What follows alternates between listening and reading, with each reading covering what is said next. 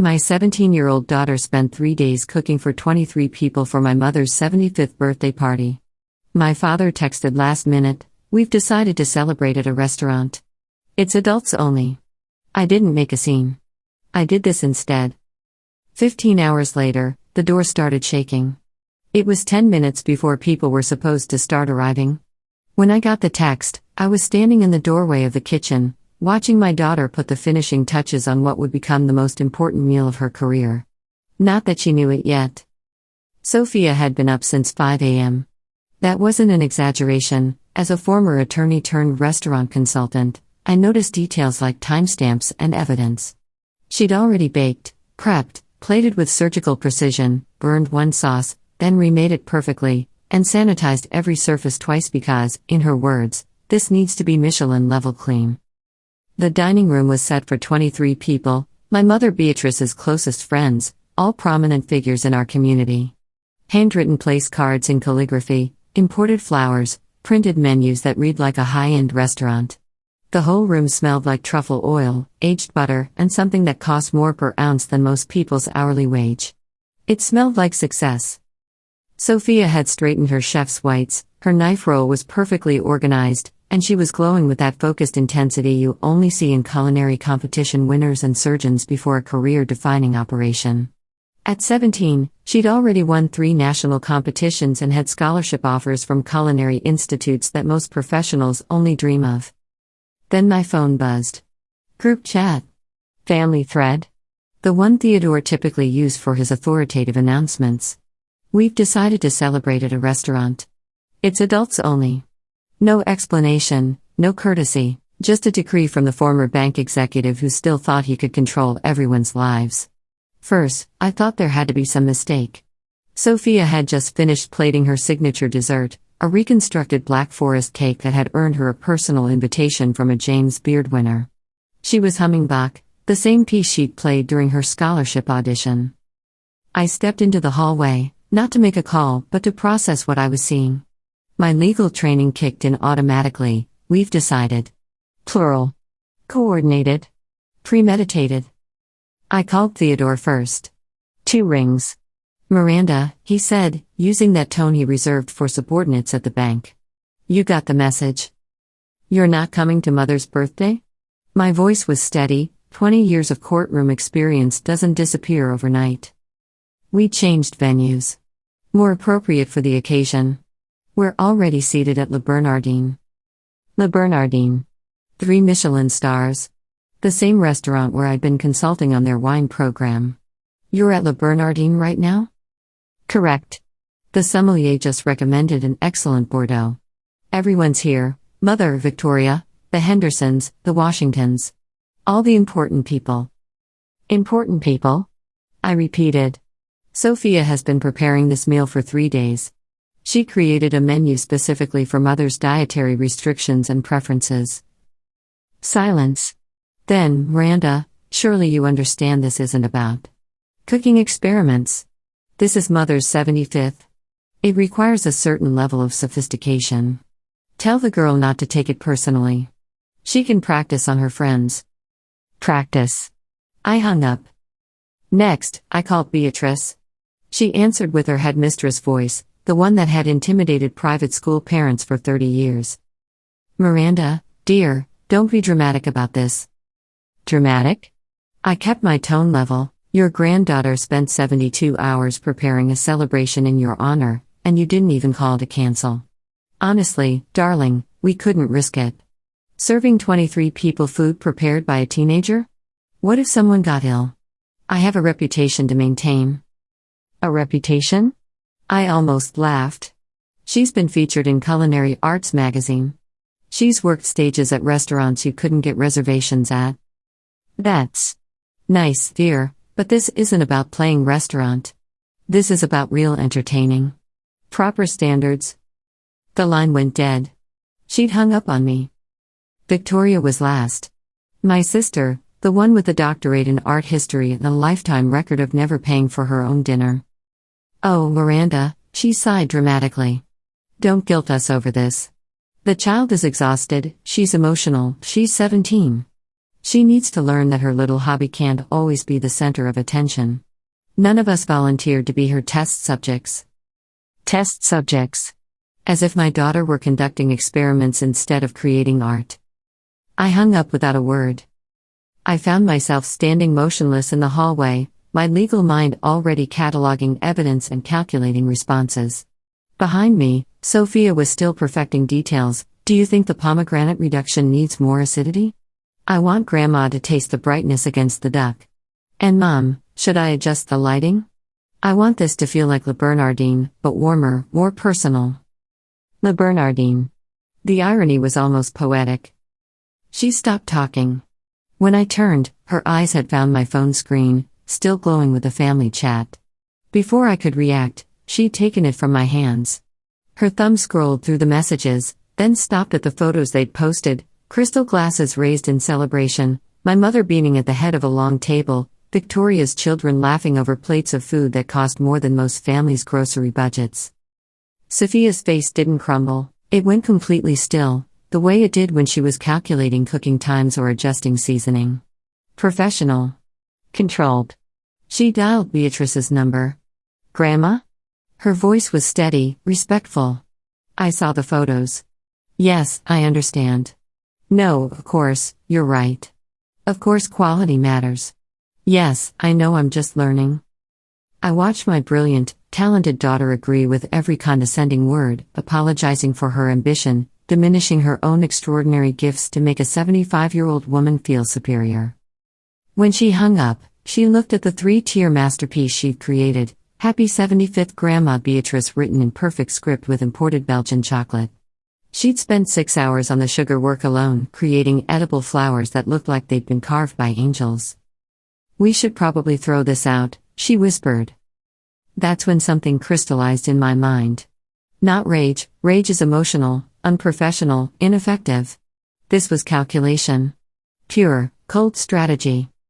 No, I said quietly. We're not throwing anything out. I pulled out my phone and started scrolling through my contacts.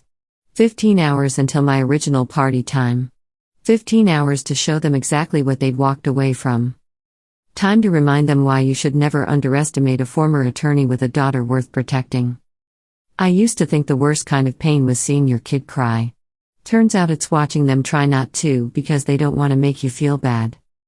That night, after everyone else was clinking glasses at a $3,000 dinner, I stood in the hallway outside her bedroom, holding a plate of untouched duck confit and wondering how the hell we got here. Of course, deep down, I knew exactly how we got here. It started when I was born. And no, I'm not being dramatic. I was the second daughter, 2 years younger, unplanned.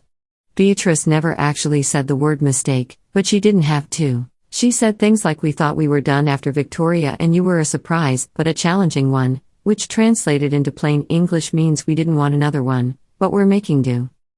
Victoria was everything they wanted, graceful, academic, refined. She could recite poetry and earn standing ovations. I could analyze complex legal cases and argue circles around law professors, but all that got me was a lecture about being too aggressive and unfeminine. She took art history. I took the LSAT and got into Harvard Law, then got told I was showing off and making others uncomfortable. They funded every graduate program, every fellowship, every ivory tower fantasy Victoria pursued. When I asked if they'd help with law school tuition, I'd already earned a full scholarship, I just needed living expenses, we don't have money for that. Besides, law is so combative. What would you even do with it? What I did was build a career that made me financially independent by 30. I became a successful attorney, then transitioned into high-end restaurant consulting when I realized my real passion was the intersection of business and culinary arts. My husband Derek runs a tech company. Together we've built serious wealth, not just comfortable, but genuinely successful. Theodore and Beatrice still call my consulting work a nice little hobby. Meanwhile, Victoria has a doctorate in art history and about as much earning potential as a decorative paperweight. She's brilliant, though, still elegant, still their favorite. And because the universe has a twisted sense of humor, I still cover her rent most months. Quietly, without acknowledgement, because that's what the practical daughter does. I pay for the things no one thanks me for, family vacations, home repairs, Theodore's golf club membership. All quietly absorbed by the bank of Miranda's doing fine. They treat my success like community property and my expertise like background noise. And then came Sophia, my daughter, my heart, my redemption in the very best form. She's like me, but fearless. Passionate interests, sure, but zero shame about them. Her hands are always flour-dusted or stained with some reduction she's perfecting. She once cried because her Beurre Blanc lacked emotional resonance. I have no idea what that means, but I admire her for caring. Sophia doesn't just want to be a chef, she is a chef. At 17, she's already won 3 national competitions and stages at restaurants with Michelin stars. She reads James Beard Award announcements the way other kids follow celebrities. She talks about flavor profiles like other teens discuss fashion trends. She's already been accepted to the Culinary Institute with a full scholarship, and has 3 job offers from restaurants I helped open through my consulting work. She's 17. And just like they did to me, the family keeps trying to diminish that brilliance. Oh, it's sweet that she likes to play chef. You'll outgrow this phase. She's too delicate for professional kitchens. Maybe she should consider something more intellectual, like her aunt.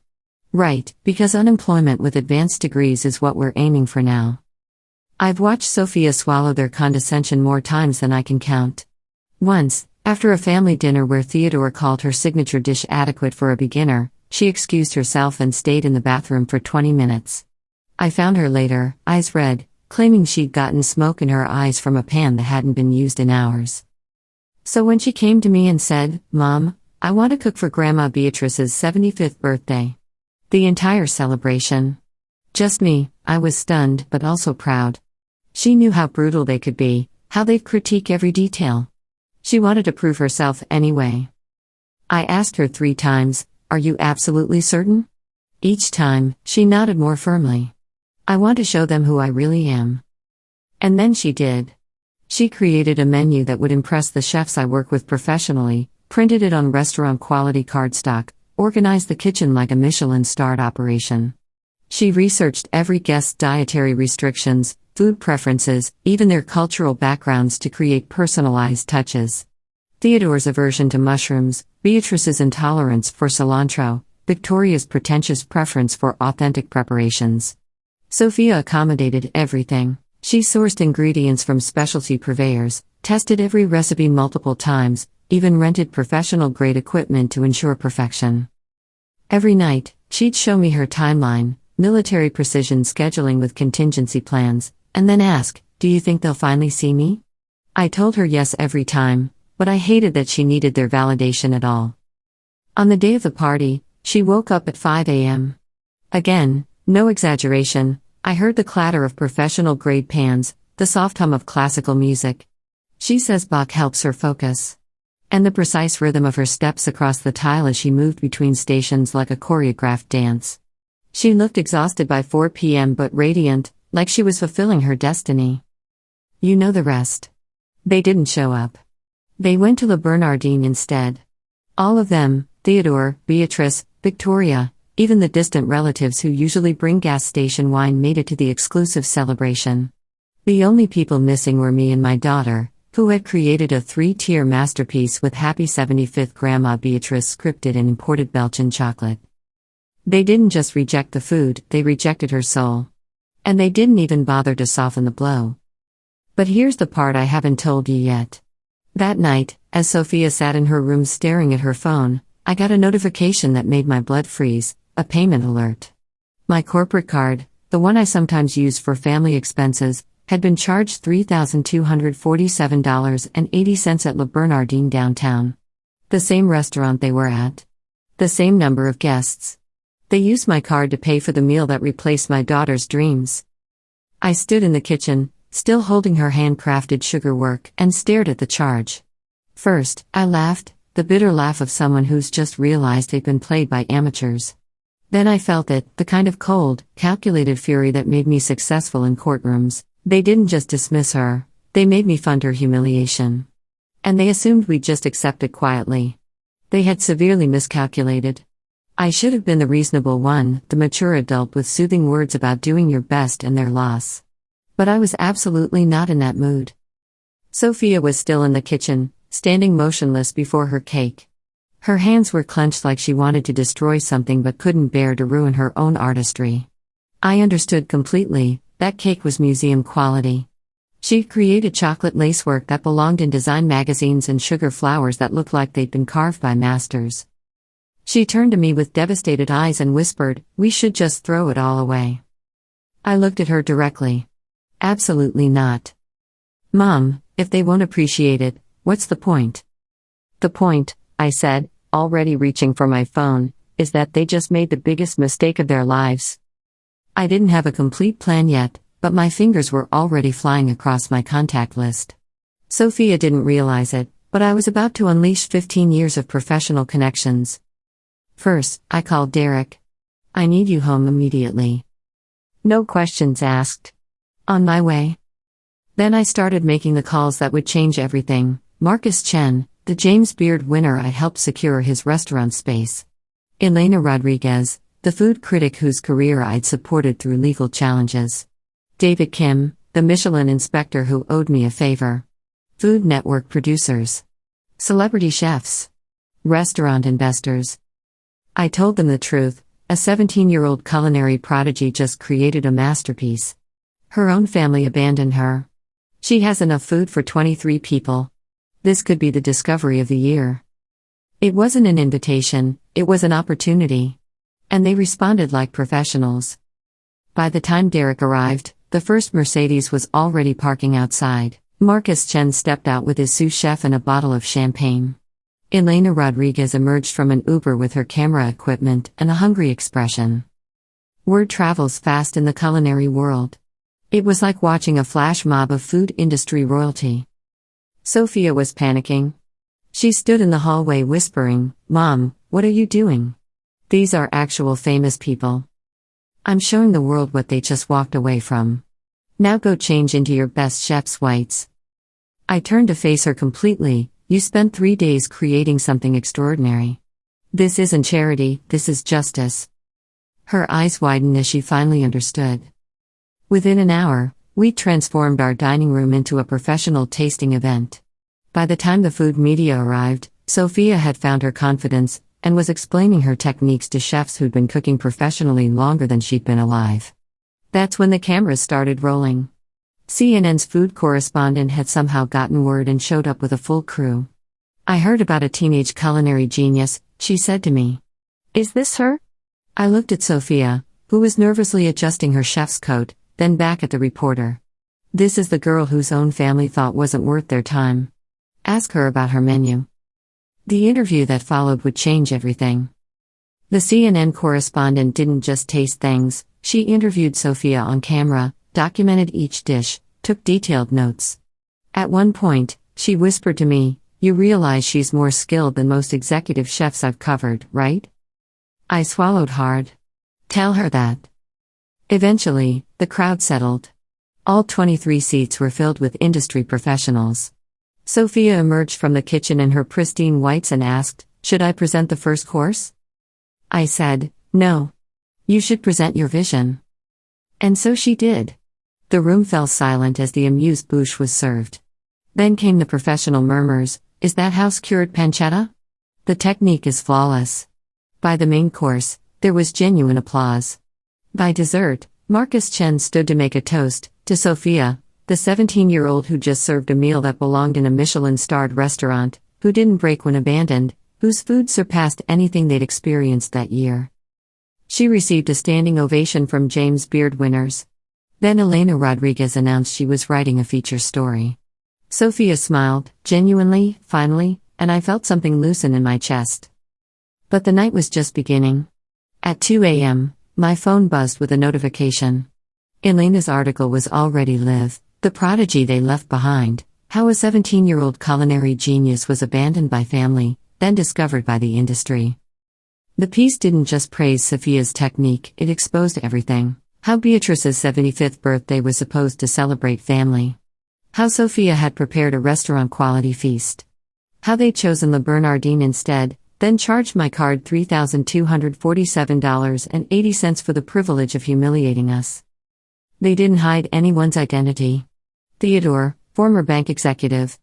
Beatrice, retired private school headmistress. Victoria, the art history doctorate with no career. All named, all exposed. I stared at my screen as the story exploded across social media. Comments poured in. How do you abandon talent like this? Those people are monsters. Where can I make reservations at her restaurant? I looked at Sophia, asleep on the couch, still in her chef's whites, hands curved like she was still plating. I knew this was just the beginning. Because that article was spreading like wildfire, and some people were about to face consequences. There's a special kind of silence before entitled people lose their minds. No warning sounds, just stillness, like the universe holding its breath before chaos. I was organizing Sophia's job offers when it happened. 3 restaurant positions, 2 television opportunities, and a scholarship upgrade. I was actually smiling when, bang. Bang. Bang. I glanced outside and almost laughed. They'd actually come?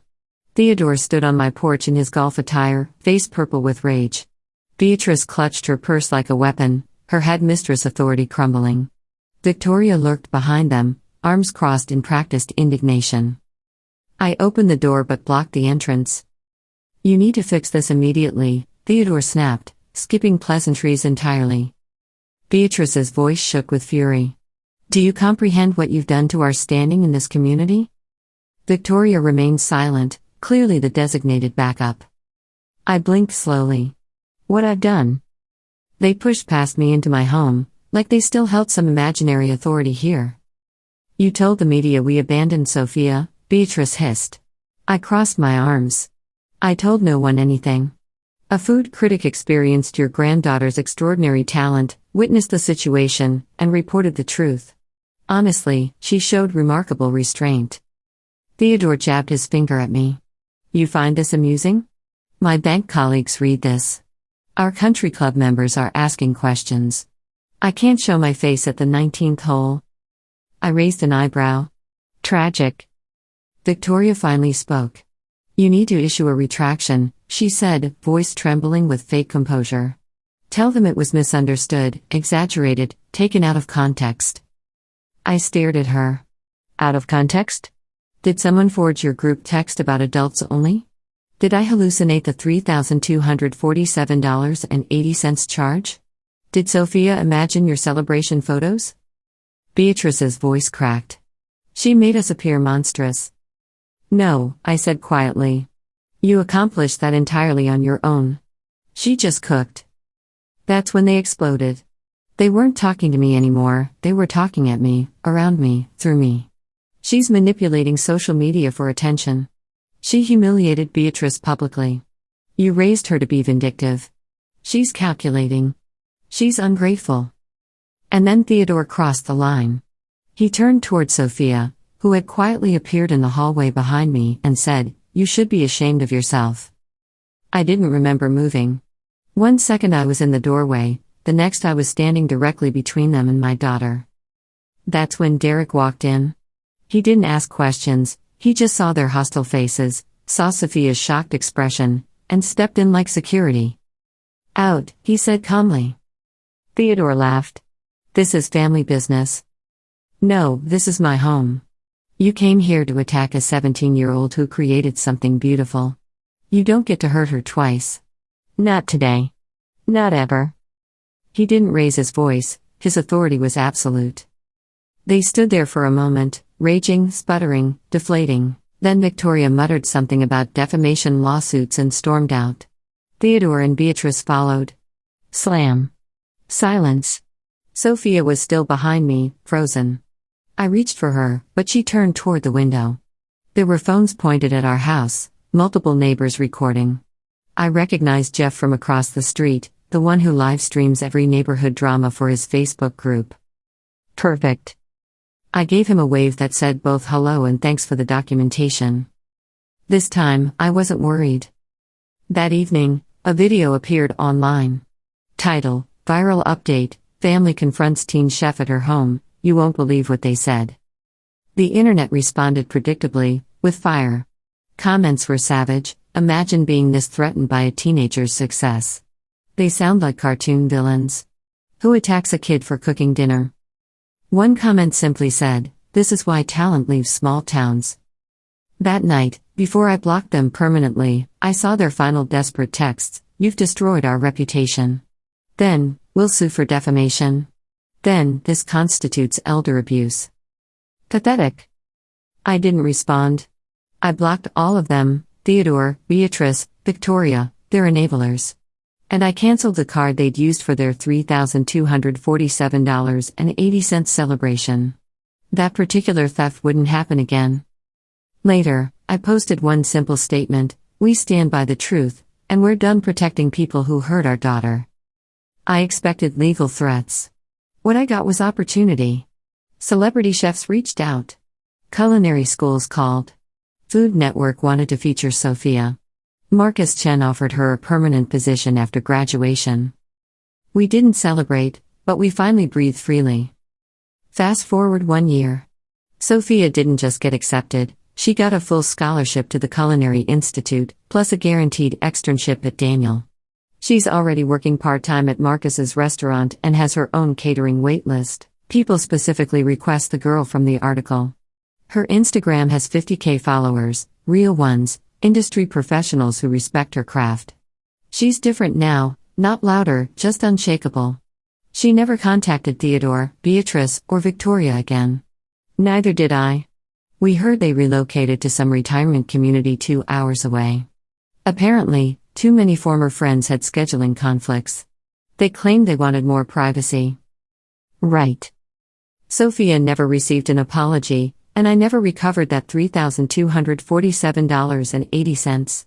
But we gained something invaluable: respect, independence, and a future they can't touch. So that's how my daughter's worst day became her breakthrough moment. How betrayal became triumph.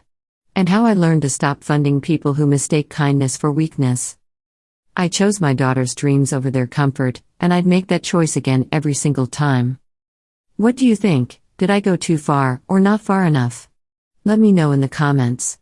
And if you want more stories about standing up for what matters, don't forget to subscribe and hit the bell.